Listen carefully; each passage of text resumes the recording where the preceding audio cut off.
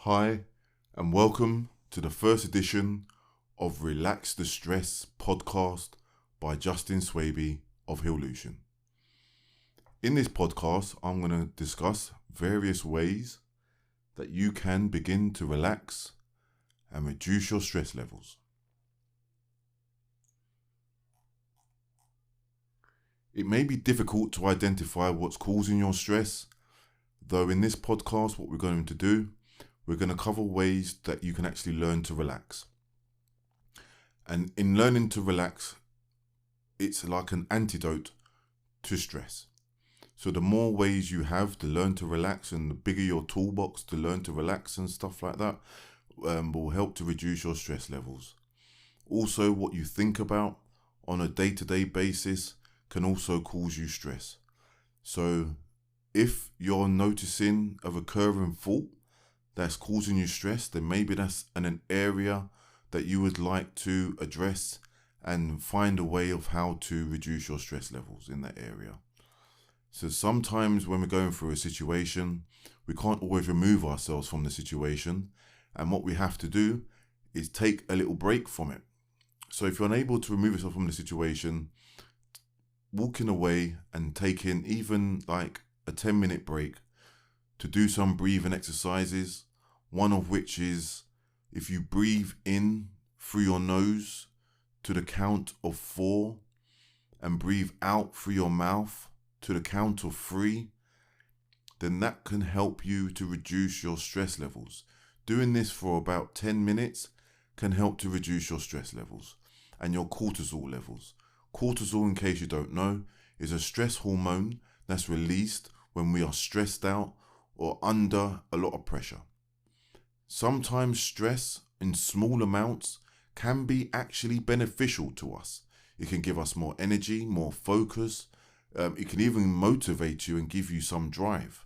However, too much stress on a long-term, prolonged basis can actually have a detrimental and even a lethal effect on your health and well-being. Too much stress for prolonged periods can cause heart attacks, can cause strokes, can harden your arteries, can have a damaging effect on your lifestyle and your well-being. It can impact the thoughts and decisions that you make and how you come and arrive to those decisions. So it can have a very detrimental effect. And also something that some people do have sometimes when they have too much stress over a prolonged period of time is actually something which is called burnout. Burnout is when you're completely overwhelmed and you just don't know how to literally cope or to deal with a stressful situation. So with stress, there are various stages that you can go through. So what I'm going to cover here quickly is just some of the symptoms of stress. So some of the symptoms of stress could be irritability or feeling angry, being overwhelmed, feeling anxious, nervousness or fearful, racing thoughts which you can't stop, depression, the inability to enjoy things, isolation, a lack of interest in life. And that's just some of the psychological symptoms that you may experience when you're stressed. Some of the physical symptoms you may experience are insomnia, feeling tensed or worried, racing heartbeat or chest pains, getting headaches or feeling dizzy, having issues with your stomach, sexual dysfunction, losing or gaining weight suddenly, period or menstrual cycle changes, and sweating. In addition to the psychological and the physical symptoms of stress, there's also behavioral changes. So there's being snappy or irritable, withdrawing from people or places, getting angry easily, increased difficulty in making decisions, having memory problems, smoking or drinking more than usual, overspending or shopping too much, the inability to enjoy or have sex, exercising too much or a reduced amount, eating more than usual. So these are just some of the symptoms. Some of the causes of stress, just quickly, maybe to help you identify what is causing your stress, are feeling pressured at work or not having a job, difficult relationships with family or friends, having financial issues, experiencing housing problems, social or worldly events, and having health issues. If identifying what is causing your stress is actually stressing you out even more, then maybe just leave that for now and focus on the relaxation techniques. Now, there are various stages of stress. So normally what happens is there will be some kind of alarm. So that's when you're experiencing stress, which could be triggered by a situation. Then it can follow into resistance, where your body is releasing anti-inflammatory hormones to help your body return to a state of equilibrium. Then there's recovery, where your body is trying to recover from the damage caused by the stressful situation. And there's adaptation. This is where your body, after prolonged periods of stress, will actually learn how to adapt to that stress. But this releases a lot of damaging hormones. So it is better to try and recover from this stage before the another stage, which I previously mentioned, burnout.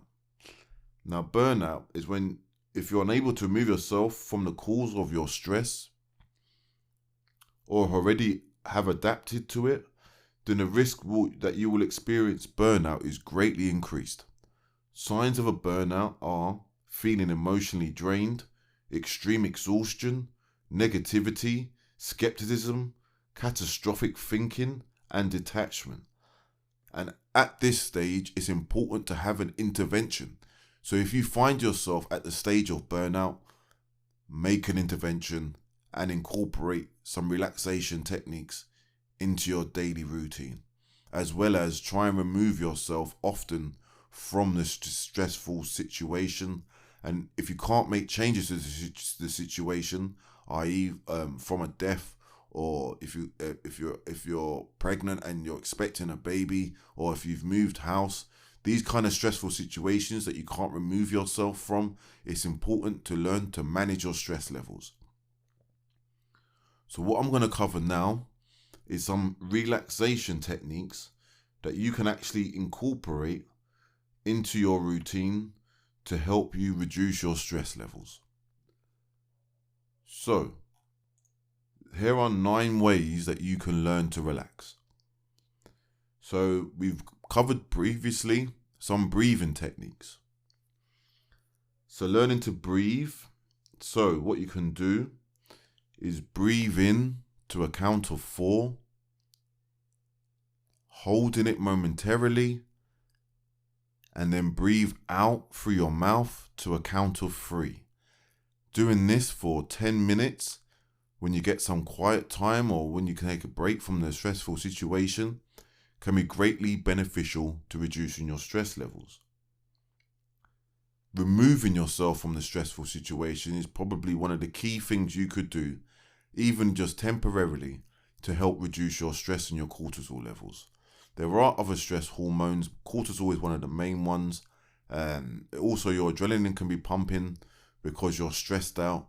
All of these things can have a beneficial impact on our health initially, or even for short periods of time, to help motivate us, give us more energy and a sharper focus. But after prolonged periods of time, these stress hormones can actually have a damaging and possibly even a lethal effect, as previously mentioned, on our health and well-being. You can incorporate some me time.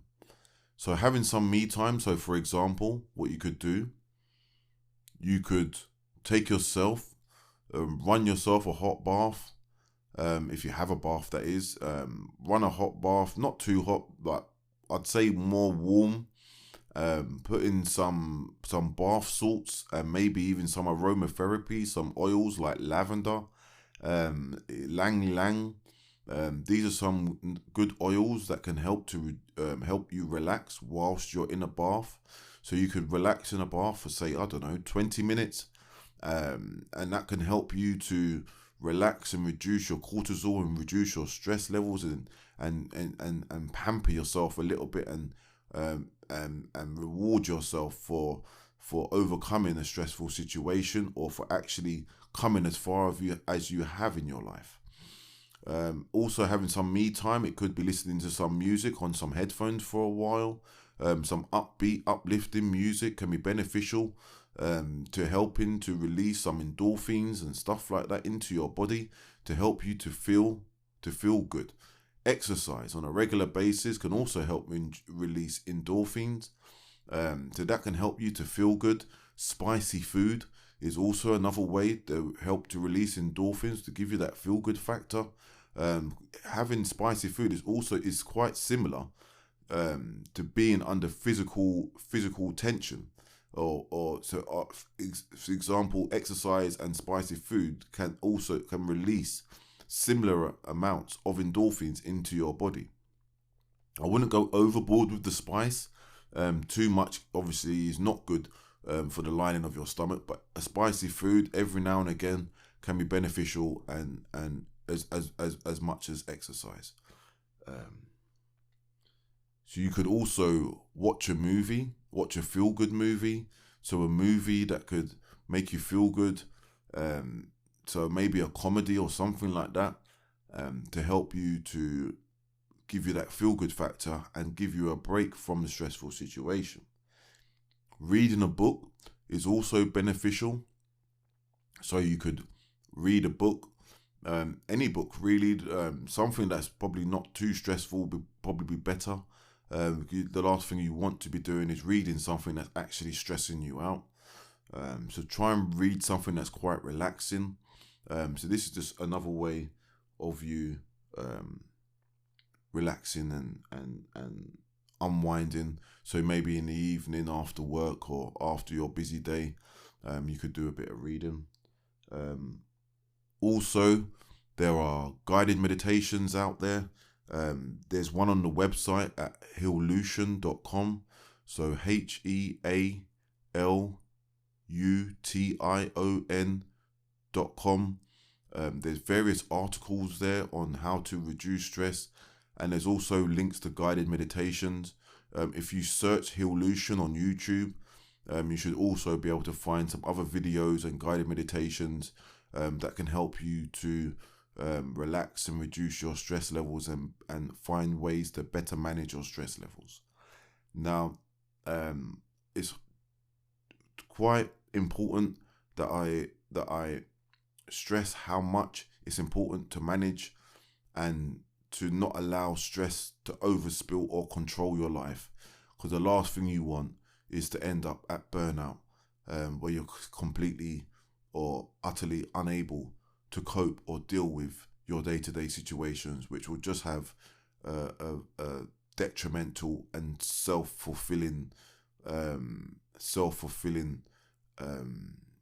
prophecy in terms of you not being able to cope, and it will just snowball and things will just get worse until there is an intervention. So another way that you can reduce your stress levels is actually to spend some time in nature, and possibly around animals, but spending 20 minutes out walking about in nature can be greatly beneficial to reducing your stress and cortisol levels, even for just 20 minutes a day or 20 minutes. This can greatly help you if you are at the stage of burnout, or if you are in a stressful situation that you're unable to remove yourself from. Now, incorporating regular relaxation techniques into your lifestyle can be greatly beneficial to reducing and managing your stress levels. Now, although sometimes we feel as if we're just unable to cope, then know there are ways for you to be able to cope. So if you can find some ways of you being able to relax and reduce your stress levels, you will have a healthier outlook on life and you won't feel so overwhelmed. Getting proper nutrition into your body is greatly beneficial to managing your stress levels. So things like omega oils, fish, even taking omega capsules, drinking plenty of water, trying to stay away from foods that are high in saturated fats, not too much junk food, eating lots of fruits and vegetables, and things like that can be beneficial to eating a healthy, balanced, having a healthy, balanced nutritional intake. So I hope what I've discussed and covered in this first podcast is beneficial to you. If there's anything that you would like to hear in future podcasts, then please send a recommendation or a link. You can email us at info@healution.com.